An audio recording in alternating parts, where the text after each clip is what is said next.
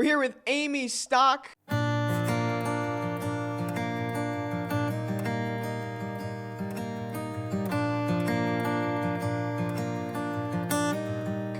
She is the PR person for Jimmie Johnson and communications at Hendrick Motorsports. Amy, thank you for taking the time. I know we just talked about my relationship with Jimmie Johnson. Now let's talk about your relationship with Jimmie Johnson.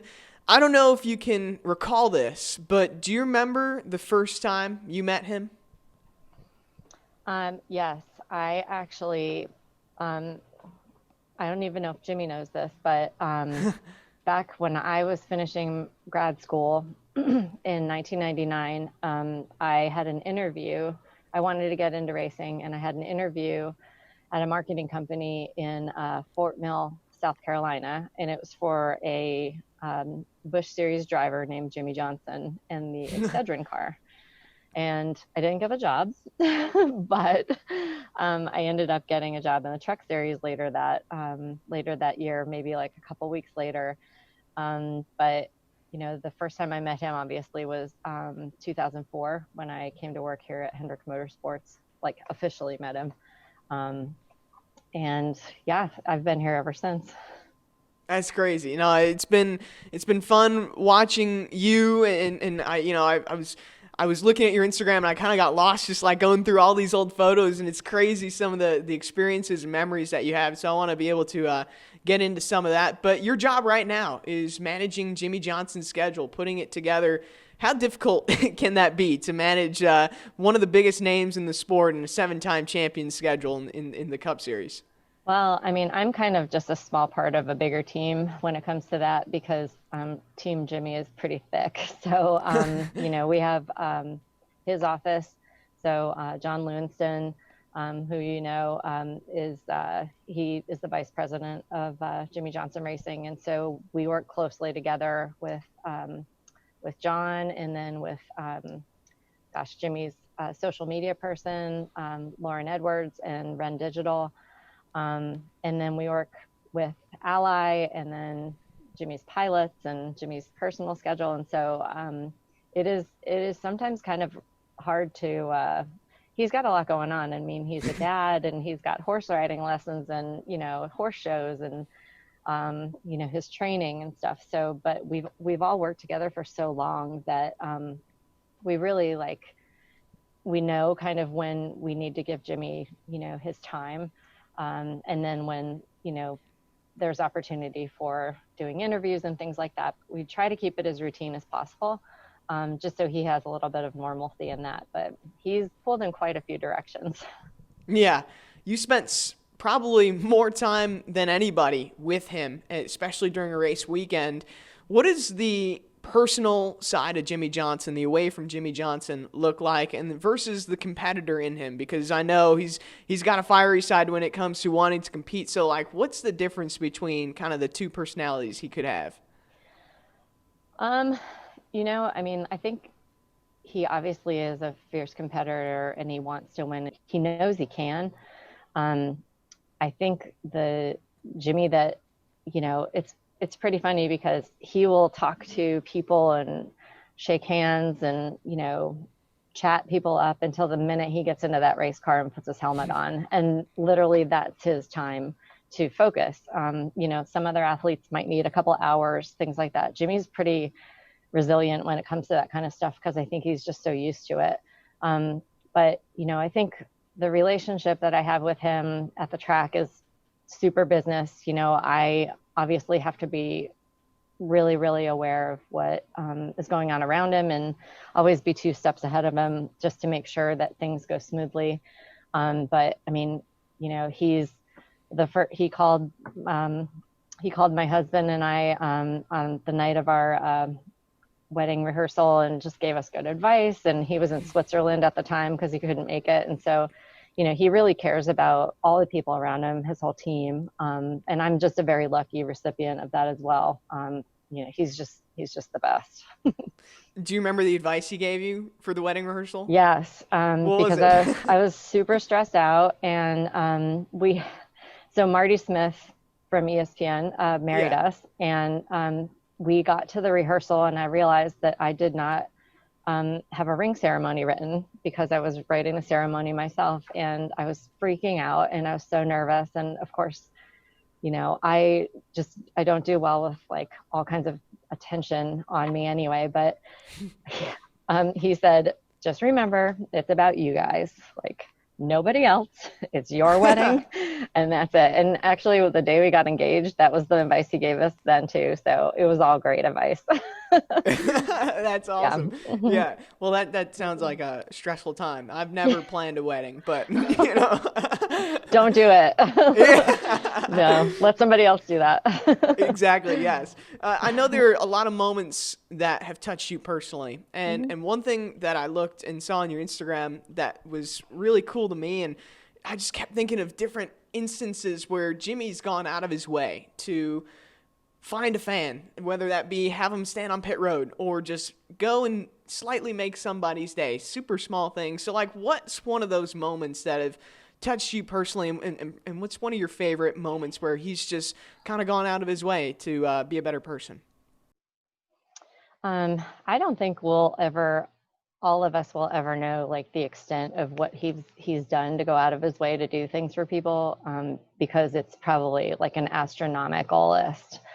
But I think, the main thing that kind of sticks out for me is, our relationship with Bo Smith from, from Dover, and how that kind of came about. I believe it was 2015 as well, but Jimmie went to the driver's meeting, and I just usually drop him off, and then I either go get my bag ready and, go get stuff ready for the race.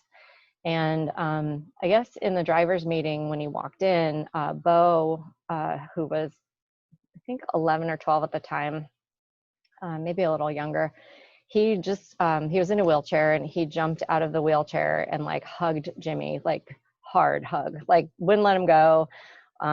He hugged him 3 times, and like Jimmie's like, oh my gosh, this kid just, jumps up and hugs me. And like Fox caught it on camera, and it kind of just really struck a chord with everybody. And we were just like, wow, like that he is such a true Jimmie fan. So as I was sitting on the plane, getting ready to take off, he sent me a text, and he said, we've got to find that kid. I can't stop thinking about him. And I'm like, what kid? Who are you talking about? And he's like, the kid on Fox, like look on Twitter. And so we just put some tweets out, and we're like, does anyone know who this little boy is? Because we really want to meet him, and tracked him down.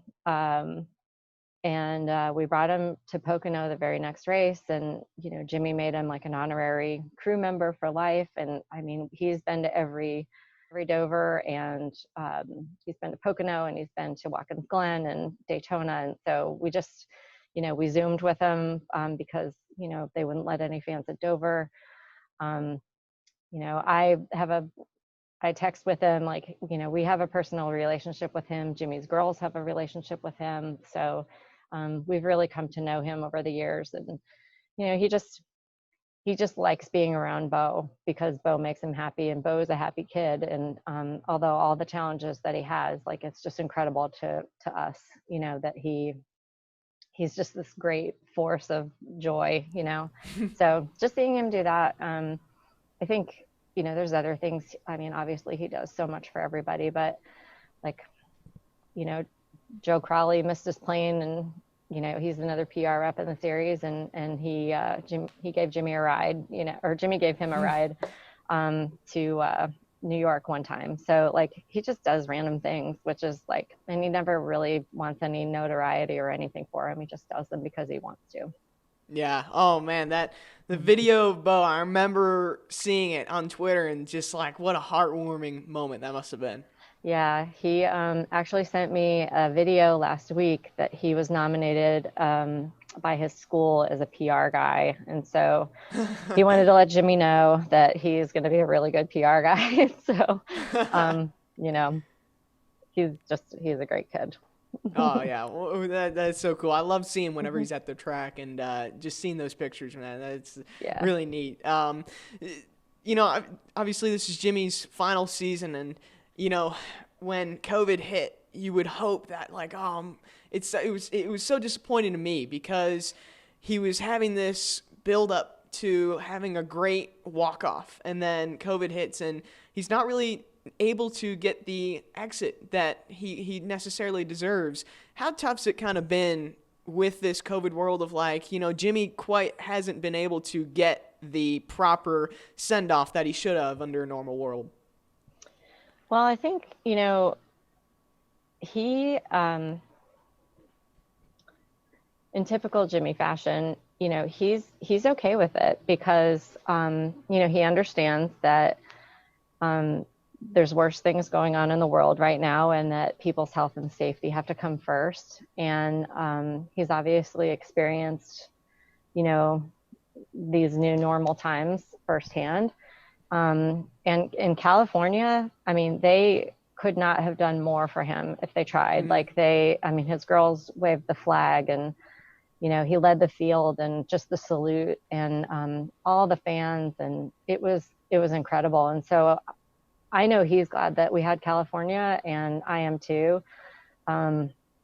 We've done as good as a job as we can at this point to try to, you know, still try to make that send off as best we can. And I think the tracks have done a really good job with all the restrictions, and the gifts have been so like overwhelmingly heartfelt and thoughtful, and they're all giving back to helping others, you know. So I mean, there's scholarships, and there's grandstands named after him, and streets, like there's 4 streets Jimmie Johnson drives, you know, and there's fitness trails and things. And so like all the gifts that the tracks have given are going to be able to give people, you know, the gift of health, the gift of, you know, education for so many years to come. And I think that really means a lot to him. And so, you know, I also think he's, you know, focusing on, you know, not quitting racing. He's still going to be racing. And so I think it's just a shift, you know, of priorities, not priorities, a shift of just responsibilities for him, and spending more time with his family. And that's, you know, he's earned that, and he's happy with it. He really is. Yeah. I can't say he's not going to be emotional. I don't know, but you know, I definitely think he's happy with what he was able to experience on the send off. What do you think that Phoenix race, which is coming up crazy in a few weeks, what do you think that's going to be like for him? And then what's that going to be like for you, do you think? Well, I haven't been to a race since Phoenix. Yeah. So because of the restrictions, so I am going to be allowed to go. I really don't know how it's going to feel. It's going to, I don't know. Try not to think about it too much, but yeah, because there's so much planning going into it. And, you know, we obviously want to make it the best we can for him. So we've had a lot of media requests, trying to space those out to where, you know, he's not on the phone for 8 hours a day. And then just working with the track, and, you know, I think NASCAR's got some great things planned for him. I think, you know, the broadcast partners have some great things planned for the fans at home. And I think it's going to be first class. I think it's going to be fitting for his legacy and his champion, like just for a champion. And I wouldn't be surprised if just the entire industry kind of came together to send him off, because he's pretty much friends with everybody. So yeah, it's gonna be amazing. I'm really excited to kind of see that and be able to be there for those moments. Yeah, absolutely. I got two more quick questions for you. I know you got a busy schedule today. Jimmie has been like known for his wit and his humor, and I've been able to see some bits and pieces in some of the games I've been playing with him. But like, Jimmie, I hear, is a funny guy. Like, how funny can it be? Like, what's a funny story you might have with Jimmie? I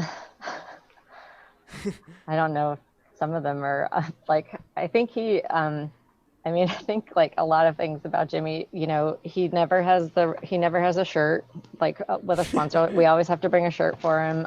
He never has a Sharpie. You always have to bring a Sharpie for him. And the minute you forget, he's like, you know, I don't know. I mean, some of them are not made for TV. Yeah. Yeah. No, he's just off the track. He's super fun. And, you know, he is always like entertaining the team, and they do a lot of team building things, or they were when they were able to. I think the funniest Jimmie story that most people know is the golf cart, like surfing on the top of the golf cart story.